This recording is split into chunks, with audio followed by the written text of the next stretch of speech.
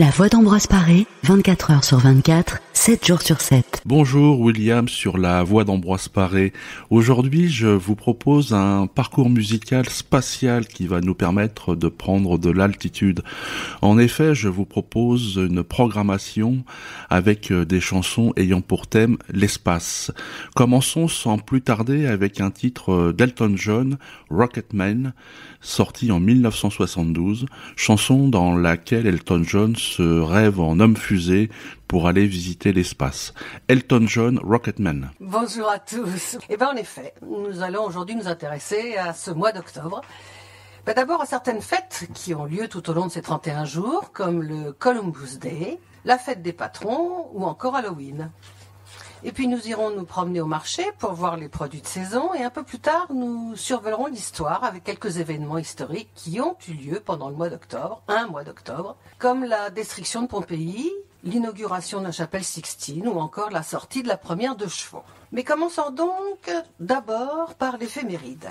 Octobre, ça vient de l'ancien calendrier romain où il figurait comme 8e mois de l'année. En effet, octo en latin, ça signifie 8, parce que l'année, à cette époque-là, dans des Romains, elle commençait en mars. Et bien qu'ensuite il soit devenu le 10e mois du calendrier, il a conservé à travers les siècles son appellation de 8e mois, octobre. La seule dérogation, la Révolution française, qui nomma dans son calendrier républicain octobre le mois des vendanges ou vendémiaires jusqu'au 20. Et à partir du 20 octobre, c'était Brumaire, le mois des brumes et du brouillard. Alors en France, nous sommes en automne car nous vivons dans l'hémisphère nord et les chanceux qui vivent dans l'hémisphère sud sont au printemps. Bonjour à tous, merci d'écouter la voix d'Ambroise Paré sur le canal 60 de votre téléviseur. Alors nous sommes actuellement en direct. Alors c'est l'émission avec Bruno, va y avoir du sport. Alors je crois que Bruno reçoit un ambulancier. Alors effectivement, le sport, l'ambulance, c'est peut-être un monde à part, mais je pense qu'il y a du sport. On court, on porte, on fait plein d'exercices sportifs. Il va nous raconter tout ça, donc bonjour. Salut Patrick, c'est parti donc pour Va y avoir du sport. Effectivement, comme tu l'as dit, c'est un métier sportif, entre autres, oui. un métier qui fait partie de ces métiers de l'hôpital. Et Stéphane, on avait envie aussi que vous nous racontiez un petit peu ce métier, parce que c'est un métier indispensable, et c'est vrai que vous faites partie presque des personnels un peu invisibles de l'hôpital, hein. Vous n'êtes pas les vedettes. Non, on n'est pas les vedettes.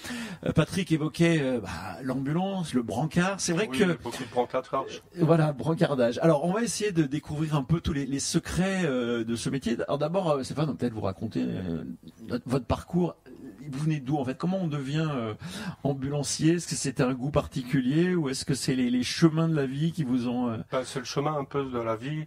Je voulais être présent quelque part et j'aimais bien l'ambulance. C'est un métier vraiment pas pour tout le monde, on va dire, parce que c'est vraiment un métier qu'il faut aimer les personnes et qui sont malades et c'est un peu difficile des fois. Et si j'ai bien compris Stéphane, c'était ma question. Si vous avez eu envie de faire ce métier, c'était quand même pour servir les autres, c'est ça. Pour faire un métier lié à la santé. C'est ça. On peut faire un coucou et plus que ça, un salut, un remerciement à tout ce personnel qui travaille ici à Ambroise Paré. La voix d'Ambroise Paré, 24 heures sur 24, 7 jours sur 7.